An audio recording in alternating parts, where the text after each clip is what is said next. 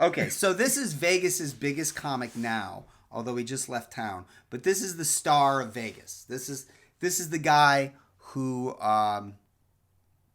this is an extreme. This is a quintessential Vegas comic. Should I say his name? Go ahead. He's in Austin now. His name's Ty Rivera. You might see him on Kill Tony next year. Once, but listen, he's always been I never had a conversation. I've had maybe one or two interactions with him. I don't really talk to him. I've seen him. He's seen me. I've seen him. I just don't like him because I got canceled by the alt-right in this town, and he's like their king, and he didn't help me. So that's the only reason I'm being shitty about him. But other than that, I never really cared about the guy, one way or another. He was all right. He's not that bad.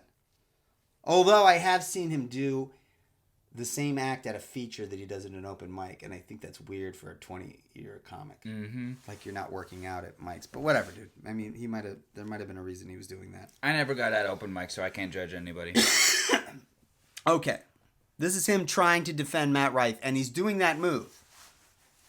He's doing that same scam. Remember, the criticism of Matt Rife is that he is bad at comedy.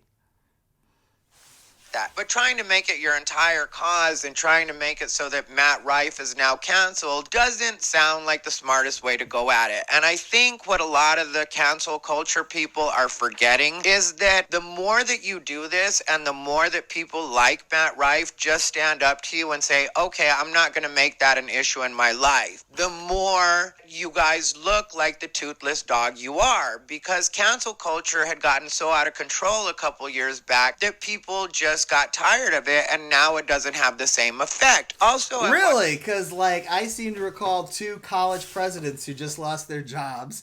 Mehdi Hassan just lost his job at MSNBC. A poet got murdered. Oh wait, multiple journalists. More journalists have been murdered in the last month.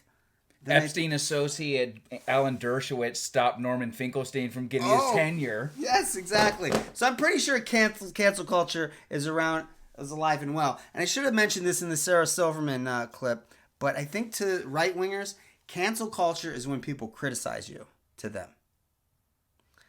To us, cancel culture is when we can't work, when we get beat up in parking lots, or when we get murdered with targeted missiles. That's cancel culture. Or when you can't get a federal job because unless you pledge allegiance to some rando country. And also, claiming you're canceled is the easiest way to get a Netflix special now. Yes, that was his fucking scam. That's his scam. That was Matt Rife's scam. Matt Rife was talking about being canceled for years. He's like, I'm going to get canceled again. I'm going to get canceled again. Well, if you were canceled, then how come I'm watching you on film right now? You can't say I'm canceled. That's like saying I'm a ghost. See? I'm a ghost. You're not a ghost, dude. I can see you and touch you. If you can't, but his scam is I'm going to get canceled. And because nobody takes me seriously as a comic. And Dave Chappelle, people are offended by Dave Chappelle, and he's a serious comic. So in order to be considered a serious comic, I have to get canceled. But when he says canceled, he means criticized.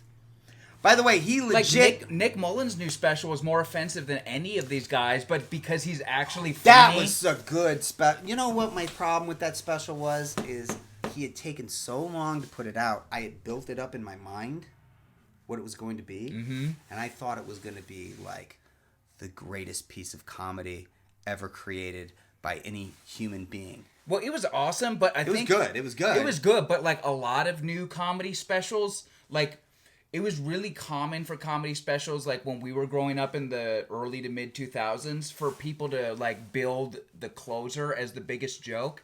And whether or not it's Tim Dillon or Nick Mullen or even Stav, all those newer things that I've seen, the closer isn't the biggest. Yeah, I don't believe in that rule. I don't believe in any comedy rules. I don't think you need to fucking. Yeah. Anyways, here's the thing. That's why when people try to give me tips, I'm like, oh, okay. And then they get mad because they can tell that I'm not taking them seriously. Anyways, you're right, dude. I was on Twitter. In Nick Mullen was trending, and I was like, okay, here we go. Yeah. And one person was mad. And it wasn't, and it was kind of, and he might have actually been a fan.